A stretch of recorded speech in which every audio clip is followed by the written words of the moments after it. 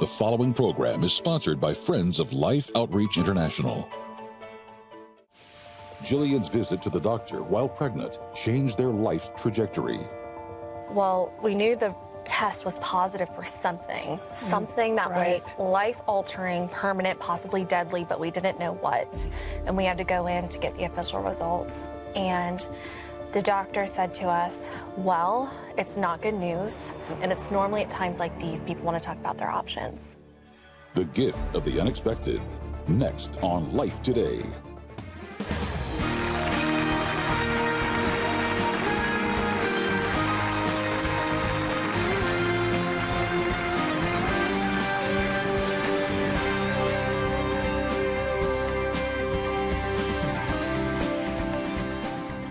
Hello, everybody. Welcome to Life Today. I'm Tammy Trent, and this is Randy Robison. Do you ever actually believe that God can use the unexpected, hard, painful moments in your life to do something good with that? Like, do you see good in that? Do you find God in those moments, or do you run away? Well, today's guest has definitely been through it. She's gone through the unexpected. And I'm going to talk to her today about how do you get through that stuff? Can we actually find the beautiful in the broken? Jillian Benfield, thank you for being here with us. Your book, The Gift of the Unexpected. I love the subtitle, Discovering Who You Were Meant to Be When Life Goes Off Plan. I've been there. I know that pain. I know that story. I know the unexpected. But many people know my story, not many know yours. So can you take us back just a little bit and give us a little look into your life? Yeah, I'll take you back to, 2014, middle of the year. Okay. I had just taken a year off of TV news. My husband was, he had just graduated dental school, and he took an Air Force scholarship, and the Air Force sent us across the country to Las Vegas, Nevada to live for 11 months. So it was kind of the perfect time for me to take off. Yeah. I just had my first child, and I thought I was gonna go right back to TV news. Okay. And then I get a phone call from my husband. It's May 8th. And he lets me know that we are moving. Our next assignment is going to be in Alamogordo, New Mexico. Okay. And there is not even a Target in Alamogordo, New Mexico. Oh, no. Let alone a TV news station. Wow, okay. And I was just crushed. I mean, because at the time, my identity was so attached to what I did that I didn't know who I was anymore. Who was I going to be without this part of myself?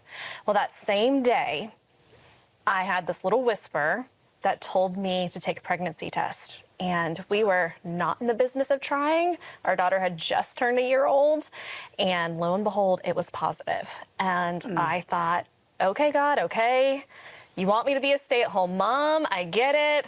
Okay, I thought I had it all figured out. Well, fast forward a couple months later, and we get to our new hometown of Alamogordo, New Mexico.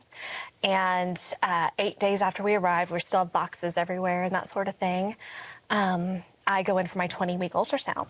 Okay. And after the ultrasound tech got done, a nurse walked in the room and said, well, everything must look great because the doctor's not here. And as soon as she said those words, he walked in and he explained to us that there were several markers on the ultrasound that indicated that our unborn son had a higher chance of having a trisomy. Okay. And I said, okay, what does that mean? Right. Yeah. And he said, it means that your child has a higher chance of having a condition like Down syndrome. And I just remember my back breaking out in fire and the words, I can't be a special needs mom. I can't be a special needs mom, just going over and over again in my head like a skipping CD. Because of course I couldn't, because that was definitely not a part of the plan. Right. So then we got some blood work done, and a couple days goes by, and I get a phone call from my husband, and he said, the doctor called me, it's not good, I'm coming home. And I just remember my heavy 20-week pregnant body just falling to our new kitchen tiled floor. And my mom happened to be there, and she came and sat beside me, and I just said, this doesn't feel real, this doesn't feel real, this doesn't feel real. Finally, my husband comes home, and I can tell he's gonna get sick, and I follow him into the bathroom. And he did get sick, and after he was done, he laid his head on my chest, and I just remember his hot tears just rolling down my shirt. We had both just turned 27 years old, and we were just in shock that something like that could happen to us. Well, we knew the test was positive for something that was life-altering, permanent, possibly deadly, but we didn't know what.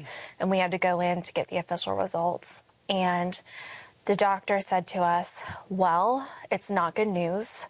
Your child has a 99.9% chance of having Down syndrome. And it's normally at times like these, people want to talk about their options. Wow. I said, what options? Right. And he said, option 1 is you terminate the pregnancy. Option 2 is you continue your pregnancy with a high-risk doctor. And I said, oh, okay, like trying to back up. Like, can you just tell us about Down syndrome? Like, what does this mean for his life? And he seemed surprised by the question.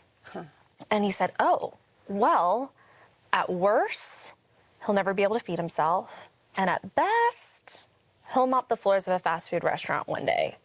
But don't worry. You don't have to be a hero.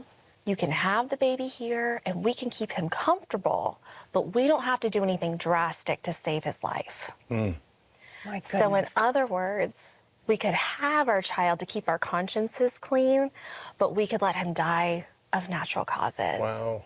Oh my goodness. So the doctor really led me to believe that our child would not have a life worth living. So I grieved as if a death had taken place.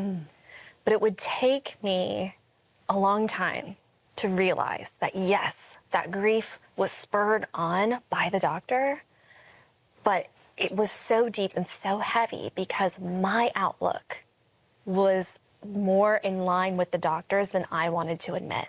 Interesting. And I had a lot of unlearning and learning to do. I definitely want to hear about that, but I'm curious about where you and your husband were sort of spiritually. What was your background going into this? So I was a relatively new Christian, I would say. I grew up going to a very fundamentalist church upbringing, and everything was like who's in, who's out. It was very fear-based, very hell-based, that sort of thing. And so I really walked away from faith at 11 years old. And then I met my husband, and I was intrigued by his faith and started slowly, coming to faith over time. And what I would say for me, everybody's faith story is different. And for some people, it's like an instant moment and they just, they were a believer. For me, I had to investigate Christianity like the journalist that I was, if that makes sense, in order to get there. And so I had just come out of like this long 9-month intensive Bible study where our lead pastor was leading it. And that's when I really came to faith. So this probably happened like a year after that time frame. Right. So you had to unlearn some things about your faith in order to find true faith. Yes. Just like you had to unlearn some things about Down syndrome. Yes, I would say that. And then unlearning, I thought I had kind of like unraveled a lot of that faith from my past. But then when the unexpected hit, when so many of us in this country anyway, we might be born with some privilege and can make our own choices and kind of lead us on the path we want to go. And then something hits that's totally out of nowhere. And you have to reevaluate a lot. And what I realized was that old faith from my childhood really came creeping up. And that I thought God was punishing me and that sort of thing. And so I had to unlearn all over again. Wow, definitely that God is punishing me. I think so many of us struggle with that kind of feeling. I feel abandoned. I've done something wrong. When something unexpected happens in our lives, that's not part of the plan, and how do you navigate through something like that when you feel like God especially has abandoned me and I can't, God, this is heavy. I cannot handle what I think you've dealt me. I can't do this. How did you get to that? Did it take you a while to process through that? I've not been abandoned. That this is actually a gift that God has given me, and it's going to change my life. Has that been a process to get to that point and to see the beautiful in something that you felt was going to change your life for the bad forever? Yeah. So what I like to say, what I was unknowingly doing at the time, that grief was so heavy, I had really no choice but to sit under it. We have such pressure in our Western Christian culture, especially, to overcome the unexpected. Yeah. And what I was unknowingly doing at the time was, instead of overcoming, I was undergoing it. And have what do you mean by that? Yes. Okay. So if you Google image word search the word overcome, you're going to see people standing atop mountains with their arms stretched overhead in this stance that screams victory. That's what you're going to see. Yeah. If you Google image search the word undergo, what you're going to find is somebody that's about to undergo surgery. And what I'm saying to anyone who's experiencing the unexpected is that we're not supposed to rush or skip over the hard parts, skip over the darkness, get to that mountaintop as quickly as possible. Really, it's more like that picture of undergoing surgery. We have to admit we need help, seek out that help, and dig into those deep, dark places to confront the pain and start taking it by piece. And then, you know what happens after that person wakes up from surgery? They have to pursue healing.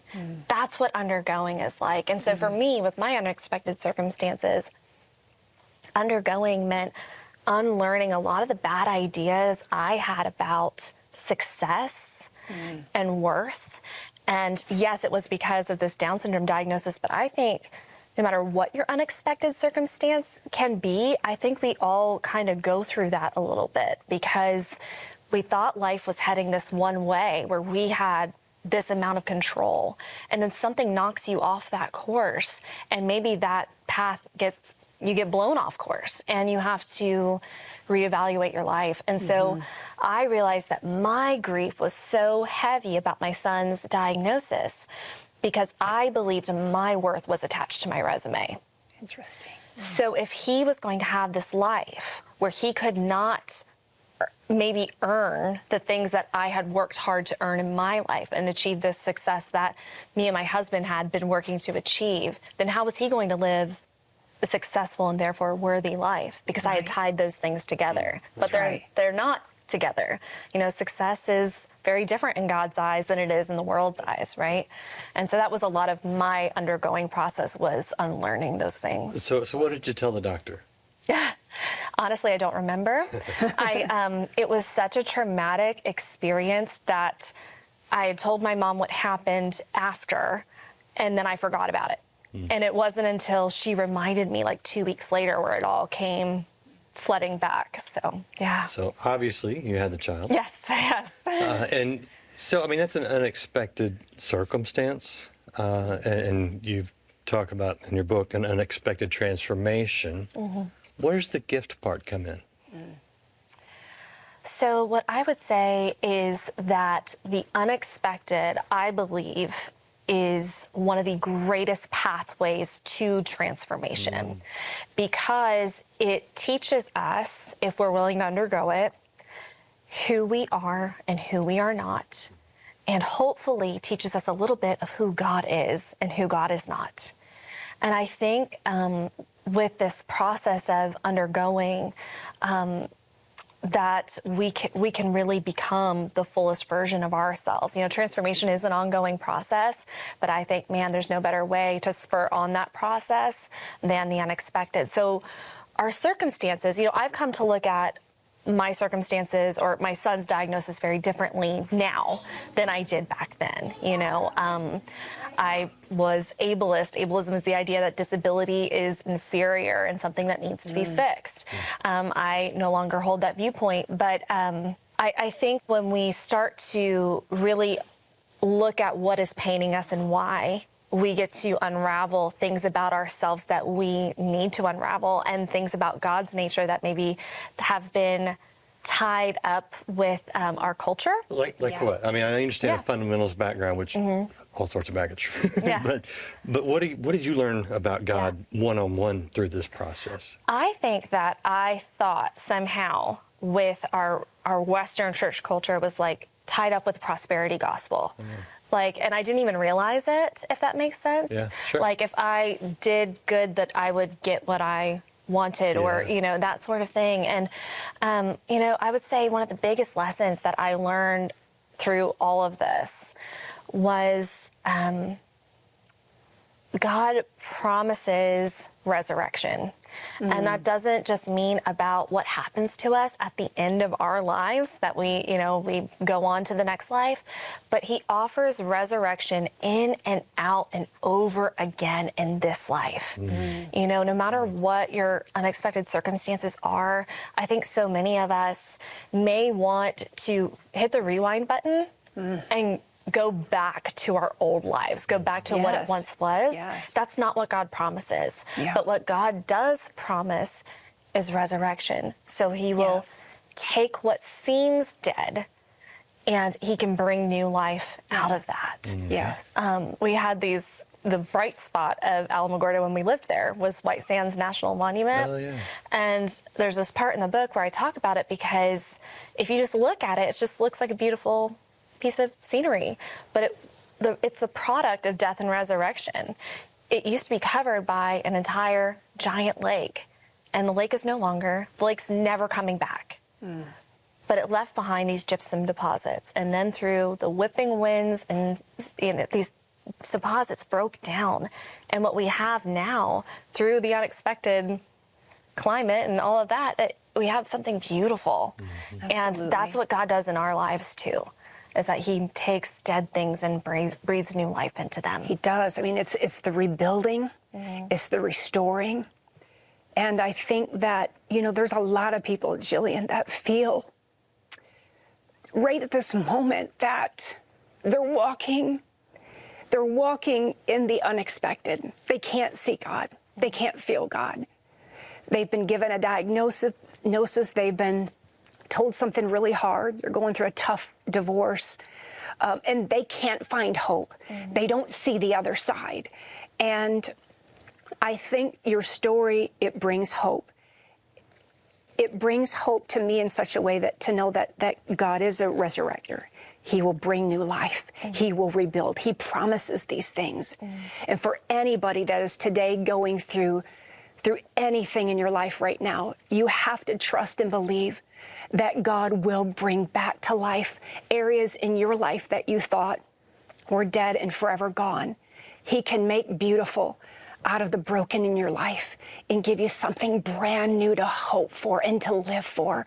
You have to trust that he'll put those pieces back together and bring new life and new joy. In fact, there's something I want to show you right now that brings great joy to so many people around the world. Watch this.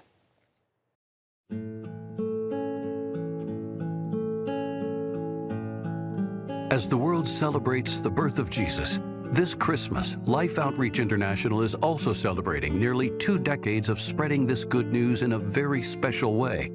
With shoes. Yes, shoes. We, along with our mission partners located throughout the world, have provided more than 2.5 million children with a gift of shoes. Children who in many instances have never had a new pair of shoes. We all celebrate different holidays around the world, but a holiday that's pretty common to most of us is Christmas. And that's what it feels like here today. It feels like Christmas for us because we're getting to do one of the most incredible things, and that is to bless these children with a pair of shoes. It's because of friends like you that we have been able to reach into remote areas every year, providing the gift of shoes and sharing the good news of Jesus. This year, we want to once again see children's faces light up with smiles as they receive a new pair of shoes. Unfortunately, there are children who can't smile because they suffer from a condition known as cleft lip or cleft palate. The good news is our annual Christmas Smiles outreach allows us the opportunity to minister to some of the world's poorest children who have no hope of correcting their condition with surgery. But thanks to James and Betty and the Friends of Life Outreach International, we're able to make lasting changes in children's lives through corrective surgery. Life Outreach has partners who work with some of the world's most skilled surgeons who have performed thousands of corrective surgeries for children. These surgeries not only protect them from health-threatening issues, but provides the gift that lasts a lifetime, the gift of a smile. So this Christmas season, as you gather with loved ones and friends to celebrate the birth of Jesus, demonstrate His love for others by providing shoes and smiles to children in need.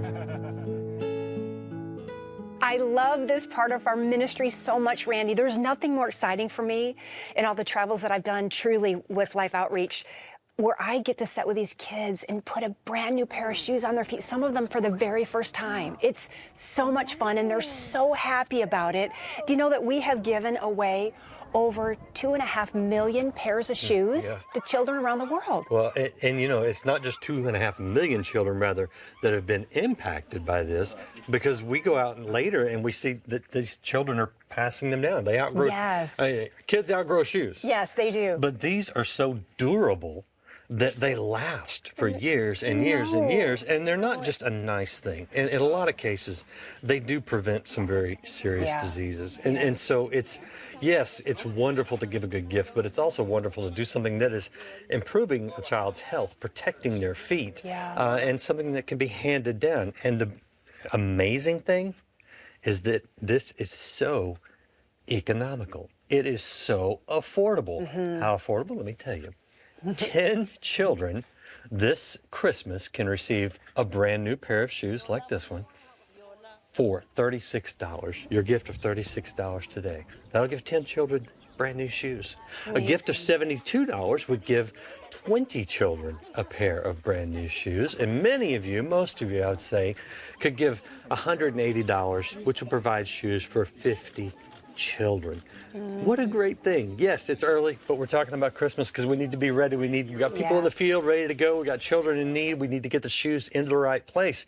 So we're asking you to join with us now, to call or write and make the best gift you can, whatever you can do, whatever God puts on your heart to do. Some of you could do more than shoes. You could do a smile. And Tammy, I know you know what amazing thing that is. It's so amazing. It changes the lives of these children forever. $500 is all it takes to do a corrective surgery. There's so many today that can do that, can just say, let me do that. I want to be a blessing. I want to change the life of this little one.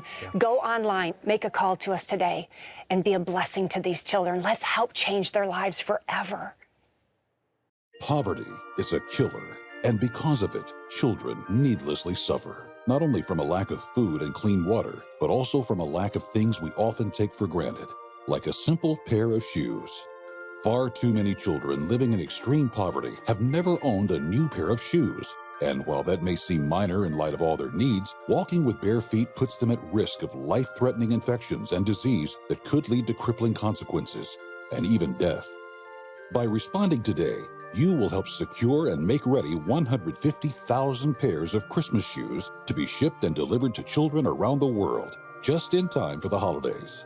Your gift of $36 will help provide 10 pairs of shoes. A gift of $72 will help provide 20 pairs. And a gift of $180 will help provide 50 pairs of Christmas shoes for children in need. As a thank you for your gift of support, be sure to request the beautifully crafted green crystal shoes ornament, a treasure to display at each Christmas. With your gift of $100 or more, you may request this keepsake boxed set featuring 3 of life's crystal Christmas shoe ornaments. Finally, please consider a gift of $1,000 or more to help provide over 275 pairs of shoes or 2 children with corrective cleft lip or palate surgeries. With this gift, you may request the beautiful bronze sculpture Consider the Birds. Please call, write, or make your gift online today. Boy, it's a great day here in South Sudan as we come and we get to bring Christmas shoes to these precious children. I want to say thank you to all those who've helped us in the past, but I want you to realize that there's still a great need, an opportunity for us to put a little love and a little Christmas into each of these children's lives. And remember, that it's not just shoes that we give at Christmas time, it's also the smiles. Around the world, kids that are in need of cleft palate surgeries or kids that are in need of shoes will be able to have a little extra something of joy this Christmas because of your giving. And I want to say thank you to you for your giving, for your caring and for loving. And I just want to let you know that it's so important for the shoes that we're giving them. And there's so many other children that we want to give shoes to, and we're going to reach their villages too. And it's all because you cared enough to give. So God bless you, and thank you so much. I hope you are going online or going to the phone right now. Make the best gift you can. Let's make this Christmas so special for children. And Jillian, I really appreciate you sharing the gift of your message with people. Is there anything that you want to just leave people with to encourage them, whatever they're going through? Yeah, I think something that when I was undergoing the unexpected that really stood out to me in Scripture was that when Jesus comes back from the dead, when he comes back resurrected, he comes back in such a different form that his followers don't recognize him. But how do we recognize him? His scars. And I think his scars tell us something about our own. And it's that who we are in this life matters, and it will carry on to the next life. And all of us, no matter who we are, the unexpected will hit our lives in some manner eventually if we're alive long enough. Yeah. And so I think that there's hope in that he can take our scars if we're willing to go and give the unexpected to him and walk alongside him through the unexpected, that they can help us live into the holiest version of ourselves, that version that God dreamed up long ago when he dreamed up the visions of you and I. Yeah. Yeah. And I think there's hope in that this can be set to purpose. You can become more empathetic. You might have causes that become important to you that were never on your radar before the unexpected. And yeah, so true. I have scars because I healed. Yeah. They're a good sign. They're a sign of healing. Yes. So good. Appreciate her. This has been such a I do. And I have scars too. They're there. But the question I love that you asked, like, how do you want your scars to show? Yeah. Thank you so much, Jillian, for your heart, for your life, the journey you've traveled. How do you want your scars to show today? What is God doing in your life? And how is he asking you to be brave with the unexpected in your life right now? We love you. We appreciate you. Thank you so much for watching, and we'll see you next time. Bye-bye. Bye.